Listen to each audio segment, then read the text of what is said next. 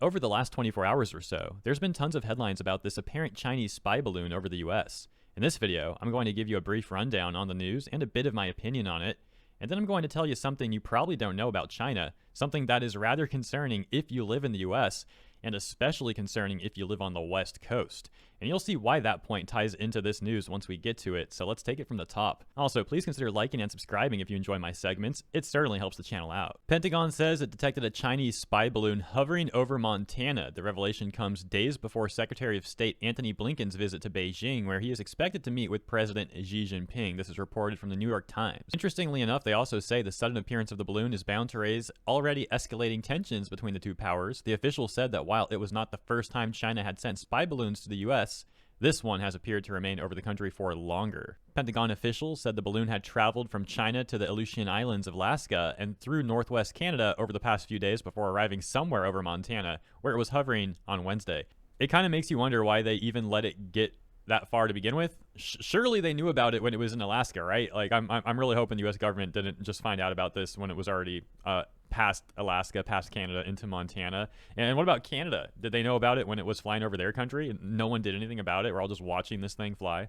Although, don't get me wrong, I don't know what the best approach is. I've seen merits people have brought up to destroying the balloon, stopping the balloon, and some saying to not stop it.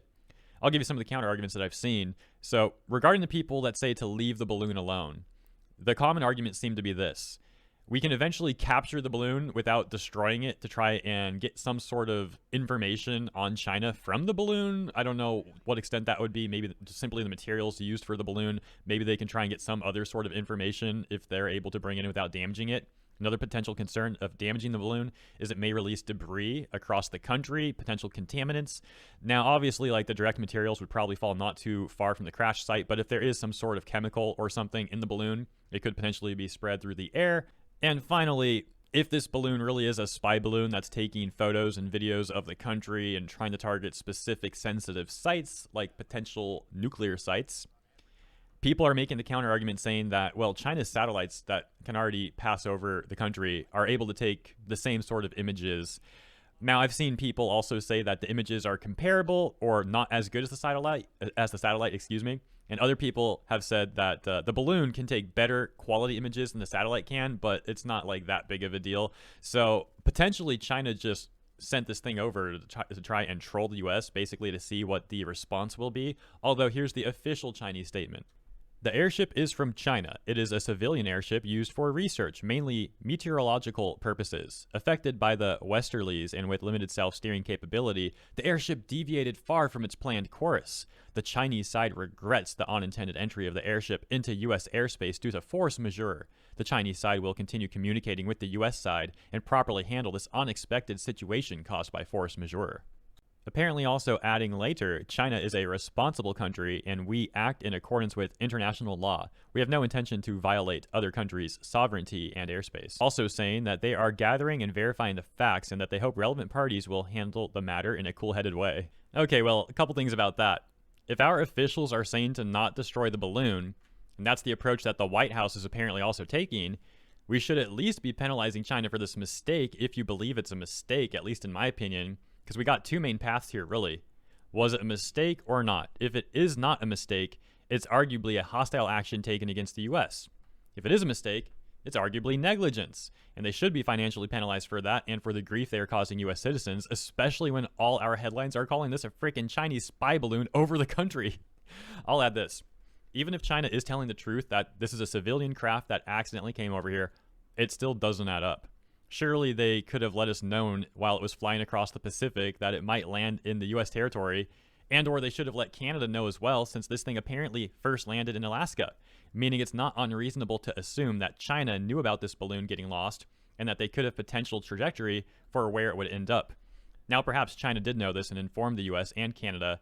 However, I haven't seen that information disclosed in the articles I've read, which could just be the fault of the governments that are not China, but whatever. Here's the point. This all ultimately also hinges on if you actually believe this was a mistake or not. and then also applying the potential negligence aspect to it as well. Lastly, the CCP should have known about this even if it wasn't directly the CCP's fault, as many large companies in China are forced to give ownership to the CCP and or at least forced to have CCP board members. So I find it very reasonable to assume that a meteorological company in China is likely large enough and or powerful enough to have some CCP members present in some way, shape, or form. Although, if you don't believe China that this was an accident, then the alternative, again, must be that it's an intentional hostile action taken against the US.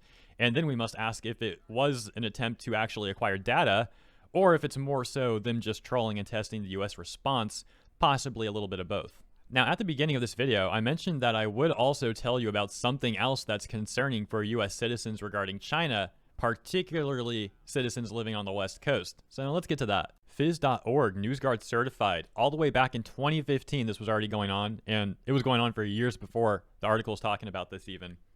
China exporting ozone pollution to the U.S., study says. They continue. Progress slashing unhealthy ozone in the western United States has been largely undone by pollution wafting across the Pacific from China, according to a study published Monday.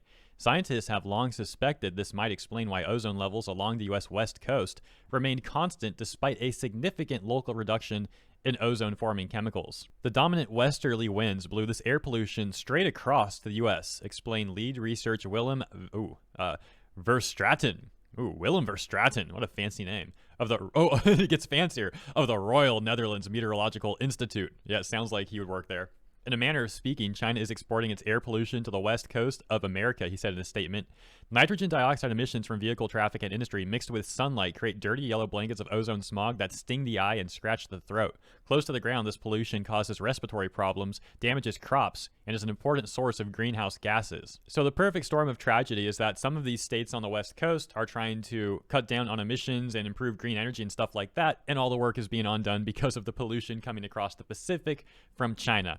Although, to be fair, you could easily say something like, well, if these states were not taking this sort of approach to green energy and lowering emissions, that the pollution from China would be affecting them even more. So perhaps while the work is getting undone, it still does have some merit.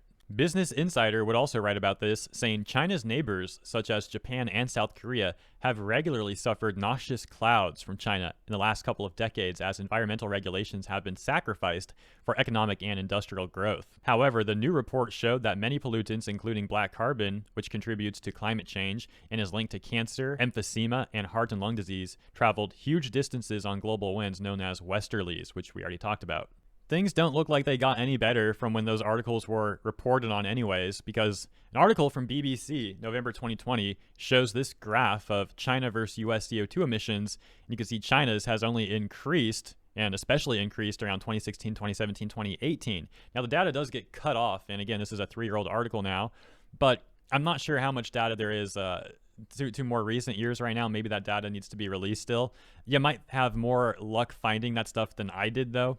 But this is the extent of the time I can dedicate to this segment this morning. So again, there might be a little better information out there, a little more recent, but you'll have to find that on your own if it is out there. At the very least, you now know about this, and if you want to look into it more on your own, you can. So yeah, I think it's pretty easy to see how this spy balloon news made me think of this emissions news, this pollution news.